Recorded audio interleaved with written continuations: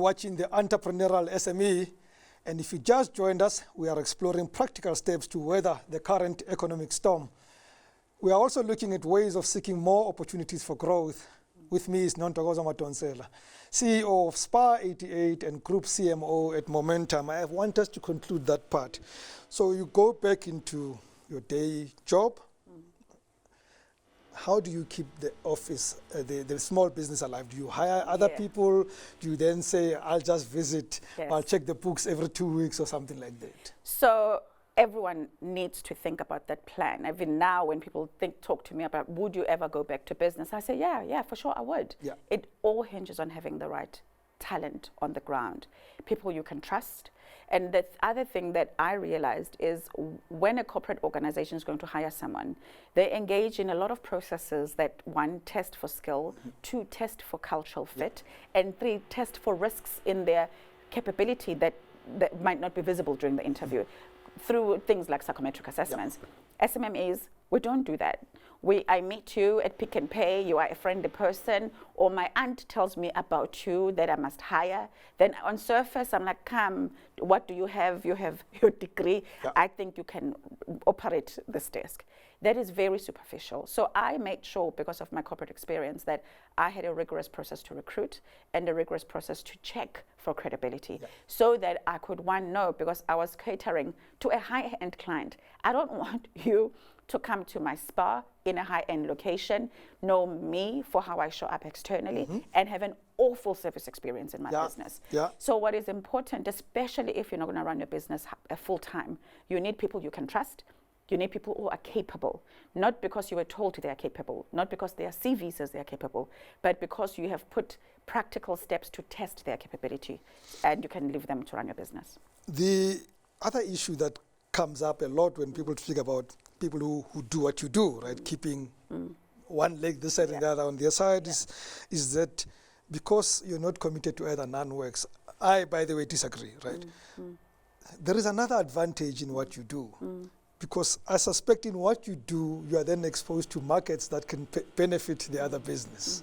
Yes, I mean, right now we talk about side hustles. That's a buzzword. So I might be an executive, but I have a catering business. So I might be a marketing manager, but I do art in my spare time. What that does is, one, it's in the world, the economy, all economies, or most economies, are not growing at the rate that is sustainable for our standards of living, or at the rate that is required for our standards of living. So that leaves a gap, and not all gaps can be funded through loans and borrowing. So if one is able to sell something in a way that doesn't conflict with your current employment contract, in a way that obviously is in line with policy of whichever company you work for, I would say go for it. The second part I would say is be very, very sober about your estimations and your projections. I had a conversation with a friend years ago who was an HR exec at a financial institution. She wanted to open a salon to wash children's hair or to do children's hair in a mall in a prime location. And so I sat her down. I said, number one, let's look at the car you drive. Number two, you are upset with the current employer. You are leaving out of anger. Number three, have you calculated how many kids' heads you would have to braid in order to send your kids to school, maintain your car, go on the holidays you want to go to, and pay the rent in the shopping center? She hadn't thought about it like that. So SPAR 88, or pretty much any business really, is not any different to what you do 9 to 5, which is relationship. It's about relationships. How critical are they in us running our small businesses? Sure. It's like you exist in a community, you work within community, you will fall or rise because of the community. You know, there's a whole expression about it's the company you keep. Be aware of who's advising you, who's guiding you. What I found for me is, if you're an entrepreneur, you're a salesperson, all day, always, every day, morning, from sunrise to sunset. You're a salesperson. You're selling. You are selling. So relationships, you don't have to be an extrovert. You do have to be somebody who cares about developing relationships, however. The second part I always say is, people would ask me, like, what's your secret treatment? You know, I don't know, do you put avocado with black pepper and a drop of vinegar so that people's skin is... I'm like, you don't need that. In South Africa, one thing that sets us apart is respect. In a lot of service institutions, you don't find people who value your business and respect you. So just do that at a minimum. You've already got something that will make your business stand out. One last question. Very quick. Yeah. Very, very quick. Yes. We fall and rise on the basis of our financial management as small businesses. Yeah. What advice would you give whoever is watching us now about that aspect? Yeah. Quickly. Sure.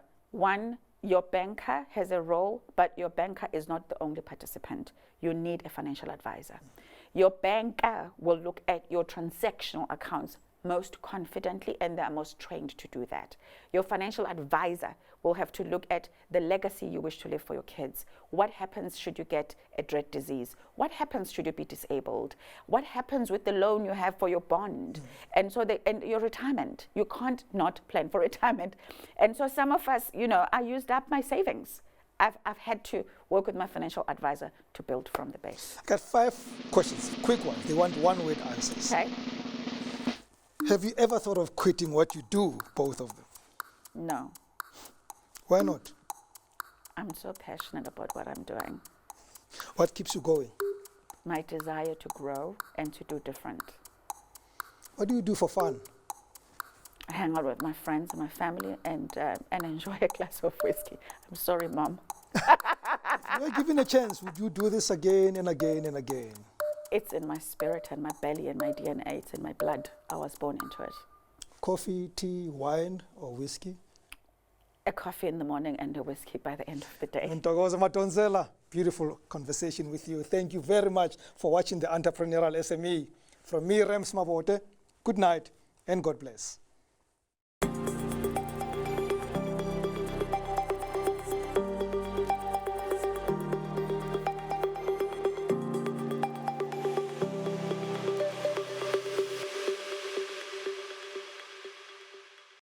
Your trusted connectivity partner, Telkom Business, proudly brings you the Entrepreneurial SME Show.